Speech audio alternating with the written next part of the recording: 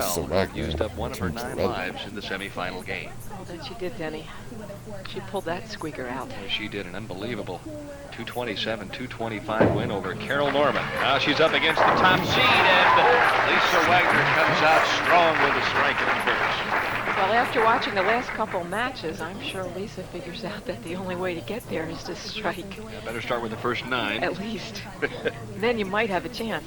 Yeah, let's see how this youngster handles the pressure of the championship game. Last week she was the top seed and was defeated. This week she's the challenger. I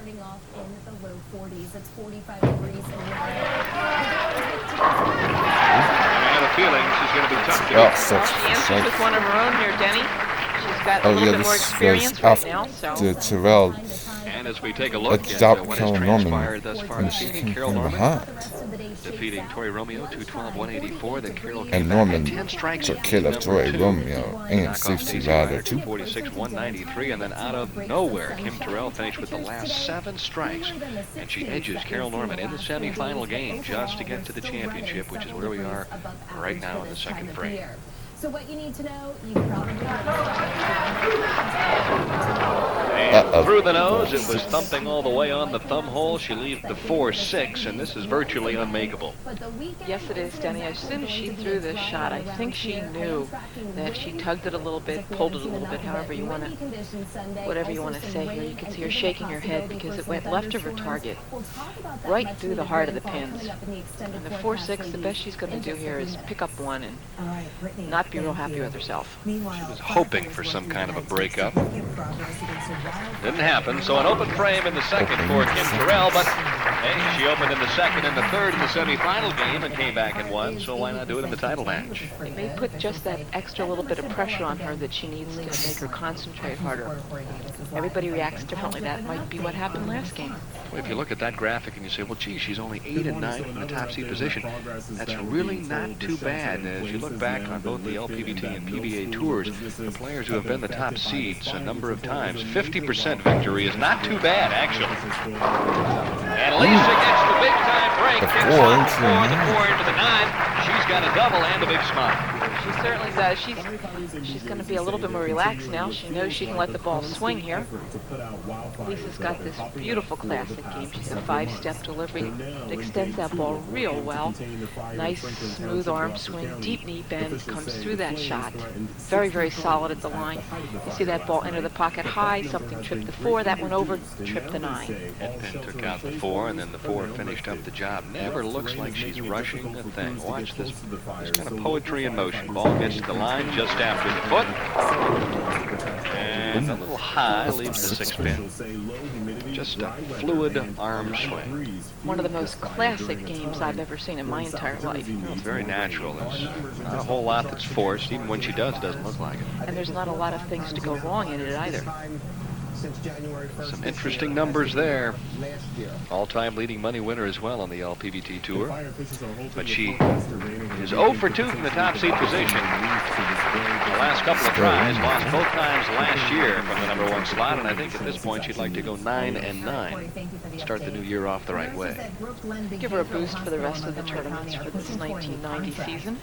LPBT Player of the Year in 1988. Really came back and had a solid year last year, but Robin Romeo had such a terrific year that there was no way Lisa could end up winning back-to-back. Cheryl Daniels also with a tremendous year in 89. Kim Terrell likes lane 36, another strike there, but with the open in the second, she trails by 21. Danny, that was a great shot. When you come back from an open frame like Kim did, you're going to concentrate a little bit harder, and that's exactly what she did. She went through the shot real well. Extends. She's really getting that ball down the lane. The ball rotates exactly where she wants it to, and 10 and a bit. Reminiscent of the frozen rope, she's not giving that ball the opportunity to go right or left. She's just kind of lining up and whistling that thing right in the pocket. Well, it worked for her in the last couple of frames of the last game, so. Turns it over a little bit, though. The ball's got to be hooking a little bit early, I think, on the left-hand lane, as Dan would agree. That's the reason why in the beginning of the first game that we saw her in, she seemed to have speeded up the ball a little bit and left the weak 10, the first one that she missed, and it's probably because that lane is hooking a little bit. She's tugged the last couple. I just wonder if she feels like she has no area to the right on the left-hand lane. That's a possibility, Denny. As you said, it's kind of like a frozen rope, and if she realizes the speed and going straight for the pocket is going to carry, why not continue to do it? So a spare up in the fourth for Kim Terrell. Lisa Wagner opened with a double. And then spared in the third, leads by 21. Her husband Kent on hand all this week, taking a week off the PBA tour to help Lisa out, and obviously that worked out well. Lisa likes for him to come in. Lisa said he helps her out when she wants him to. She needs to ask him before he'll volunteer anything, which is nice. And the nice thing is as well, whenever he's bowling on the men's tour and she's not, Lisa will come out and watch Kent bowl. There he is. I can speak from experience in saying that it's real nice to have a spouse who understands what's going on in your life, in your career. And if you've missed the cut by one pin, or he has, you know exactly what's going on in that other person's mind. Take a little guess here and prognosticate. He's going to win the Indianapolis 500 in 1995. I bet you'd like to. Yeah, I know he would. Loves automobile racing and is involved a little bit right now. Lisa likes it just as well. She'd love to get out there and race cars.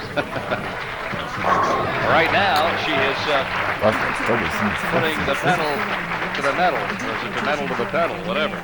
She's putting 10 pins in the pit and X's up on the scoreboard. She's striking right now.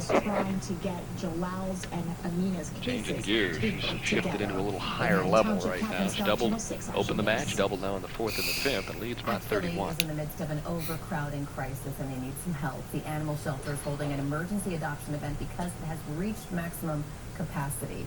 The facility in Philadelphia can only hold 110 dogs.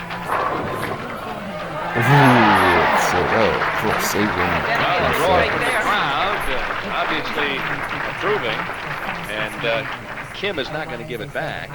You're never going to give back a break like that one. She pulled the ball an awful lot to the left, and then it hooked to the left.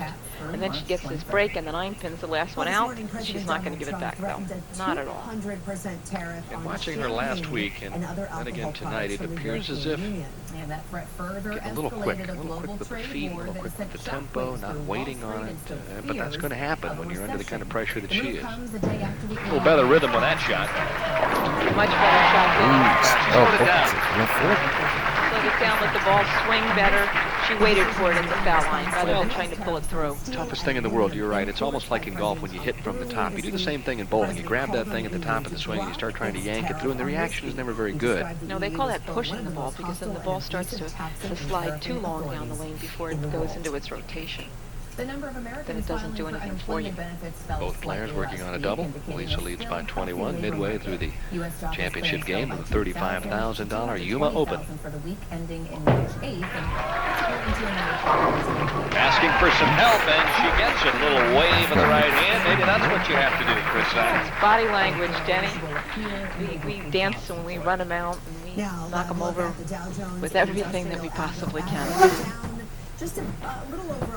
Right now, strolling along, if she would strike out, shoot 279, and that's enough to win. At this point, it would be plenty. Threw the ball through the nose in the third frame, left the 6 pin, fortunate to leave just the 6. The Open for Kim Terrell, a 4-6 on the left-hand lane. Still ahead, though, on Action News at 10 a.m. The home of a prominent pharmaceutical executive targeted in Ooh, a solid strike. And notice has just been served that Mrs. Wagner wants title number 24. She wants to improve on that 0 and 2. Will the results surprise you? Keep in mind, the ladies will be back live on ESPN on Thursday night, April 5th. Jot that one down, 9 consecutive Thursday night shows. Looking forward to it. Better shot. Doesn't quite get back to the head pin, though. Kim a little disappointed in that one. The faces you know, the teams you trust. Tune into Action News day by day. A time of reflection for the young right-hander from Daly City, former Team USA member, former All-America player at San Jose State University, and the LPBT's Rookie of the Year. What else can we say? Well, that she's very talented, Good. nice gal, very sweet gal. Lots and lots of good things are going to happen for her. That's not one of them, though, Denny. Not at all. Owens, her father, looking on, realizing that trailing and coming from behind and perhaps defeating Carol Norman might be one thing if you get a break, but when you're down by 35 or 40 to Lisa Wagner, who's lined up and you miss, you're in trouble. This shot, Denny, I think surprised her a little bit. She really accelerated through her release, but the ball hooked an awful lot and just picked that 3-pin right off the 5. Didn't make her very happy, that's for sure. Helps you earn your degree affordably with access to up to 10 no-cost gen ed courses, so you can get from here to there and keep striving. Comes storming back with a strike in the 8th, but 214 would be the optimum score for Kim Terrell. Meanwhile, Lisa Wagner, as we mentioned, is eyeing 279. Lisa just even needs to stay clean, and Kim can't catch her. Right now, take 60 to 80% off their multi-million-dollar collection of new, modern, and antique rugs from all over the world in all shapes and sizes. Everything must go. Get 60 to 80% off. One shot after another as she is sealing the tomb at this stage, and rightfully so. This is her 64th career appearance in the championship round. That's an awful lot of times to be on television, Denny. Kent, her husband, just walking past the broadcast booth and giving me the thumbs up at this stage. I think it's safe to say that this title belongs to Mrs. Wagner here. First title in 1990, and if I were a betting man, and of course I'm not, I would venture to say she might maybe win 1 or 2 more. I would say that's a very safe bet, Or Denny. at least get to the championship game. Right now, she's just humming fastballs. Right down Broadway. While we're on the subject of winning bowlers here this week at Inca Lanes in Yuma, Peggy Hampton, the proud owner of the beautiful trophy and a check worth $600. Kathy doing the honors there. I love to see people smile when they give away money. There's nothing else to do but smile. You're right. Especially if you're getting it, too. You're the opposite end, sure. A little better speed control, perfect reaction. I think when Kim goes back and looks at this championship game, she'll realize that maybe just got a little bit too quick. Maybe just, and that's so easy to do, to step up your tempo a little bit when that adrenaline gets flowing and you get pumped up. Not just when your adrenaline gets flowing and you get pumped up, but you're behind because you have that open, and you're behind to one of the best players in the world, Lisa Wagner. But I mean, the shot in the second, she stands up, rushes up, and throws a bad shot, leaves a 4-6. If she's into her rhythm and her timing, maybe she strikes right there and puts the pressure back on. Bowling in the championship game is not easy, and it's something critics have to learn to do, I think, in the long run. And we'll take a break here because we have a winner. It's Lisa Wagner, as she captures the $35,000 Yuma Open. Career title number 24. How many more? Who knows?